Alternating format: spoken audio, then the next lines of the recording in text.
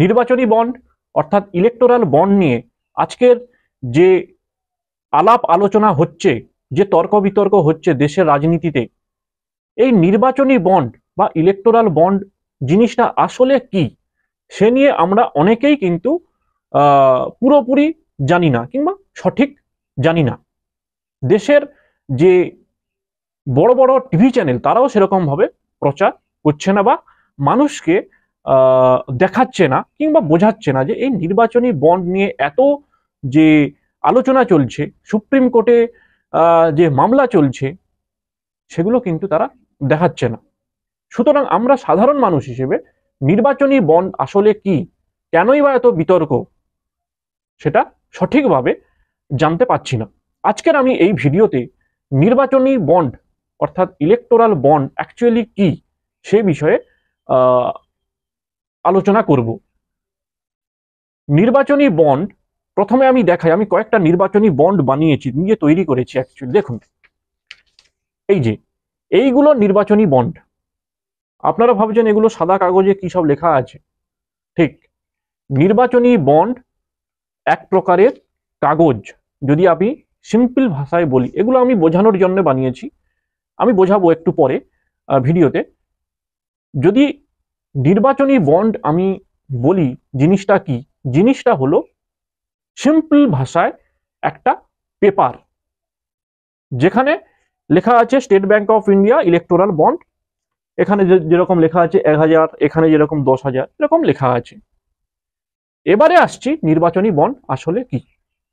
2018 সালে কেন্দ্রীয় সরকার যে নির্বাচনী বন্ড স্কিম এনেছিলেন, তার উদ্দেশ্য ছিল যে ভারতবর্ষে বসবাসকারী কোনো ব্যক্তি কিংবা কোনো কোম্পানি তাদের পছন্দ মতন রাজনৈতিক দলকে টাকা ডোনেট করবেন এই ইলেকটোরাল বন্ডের মাধ্যমে। প্রথমেই বললাম ইলেকটোরাল বন্ড কি, একটা কাগজ। এই ইলেকটোরাল বন্ডে আপনি যেভাবে টাকা দেবেন সেটা কয়েকটা স্ল্যাবে ভাগ করে দিয়েছিলেন তারা। প্রথমটা হচ্ছে 1000 টাকার স্ল্যাব, অর্থাৎ 1000 টাকার বন্ড, যেটা আপনারা খবরে দেখতে পাচ্ছেন। সেখানে অনেক কিছুই লেখা আছে, state bank of India electoral bond 1000 টাকা, মানে এটার দাম 1000 টাকা।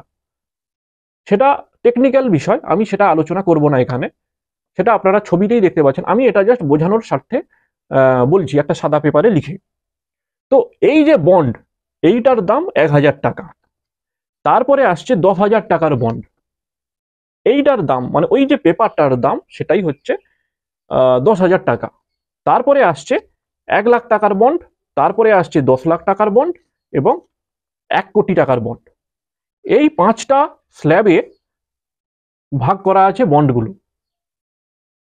এবারে এই বন্ডগুলো যে কোনো ভারতীয় কিনতে পারে। একটা উদাহরণ দিয়ে আমি বলি, আপনি বা যে কোনো কোম্পানি তার পছন্দের রাজনৈতিক দলকে 1000 টাকা ডোনেট করবেন, তাহলে সে এই 1000 টাকার বন্ড কিনবেন। বন্ড কিনে তার পছন্দ মতন ওই রাজনৈতিক দলকে 1000 টাকা তাদের ব্যাংক অ্যাকাউন্টে পাঠিয়ে দেবেন। ধরুন কোনো ব্যক্তি 10 লাখ টাকা ডোনেট করতে চাইছে, তাহলে সে এই 10 লাখ টাকার বন্ড কিনবেন, একটা বন্ড কিনবেন, এবং এই বন্ড কিনে তার পছন্দ মতন কোনো রাজনৈতিক দলকে এই 10 লাখ টাকা তাদের অ্যাকাউন্টে পাঠিয়ে দেবেন। কেউ ধরুন 1 কোটি টাকা ডোনেট করতে চাইছে, তাহলে সে 1 কোটি টাকার বন্ড কিনবেন, একটা বন্ড কিনবেন, এবং তার পছন্দের রাজনৈতিক দলকে তাদের অ্যাকাউন্টে 1 কোটি টাকা পাঠিয়ে দেবেন। কেউ ধরুন 2 কোটি টাকা দেবেন, তাহলে সে এই 1 কোটি টাকার একটা বন্ড, এই 1 কোটি টাকার একটা বন্ড, অর্থাৎ 2 কোটি টাকার বন্ড কিনলেন, এবং এই 2 কোটি টাকার বন্ড তার পছন্দের রাজনৈতিক দলকে পাঠিয়ে দেবে। কেউ ধরুন চাইছে 3 কোটি টাকার বন্ড দেবেন, তাহলে সে এরকম একটা বন্ড, 1 কোটি টাকার বন্ড 3টে কিনবেন এবং তার পছন্দের রাজনৈতিক দলকে পাঠিয়ে দেবেন। ধরুন কেউ 1 কোটি 10 লাখ টাকার বন্ড কিনবেন, তাহলে সে 1 কোটি টাকার একটা বন্ড, 10 লাখ টাকার একটা বন্ড, অর্থাৎ 1 কোটি 10 লাখ টাকা তিনি তার পছন্দের রাজনৈতিক দলকে পাঠিয়ে দেবেন।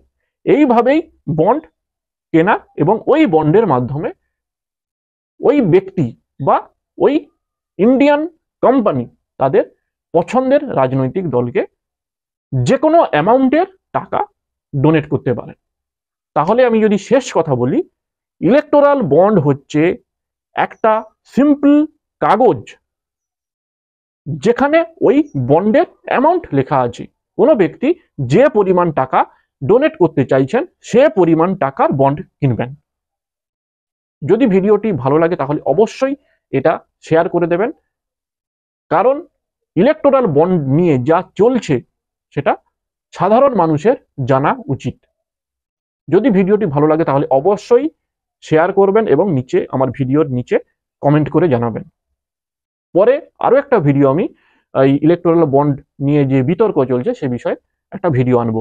আজকের মতন নমস্কার।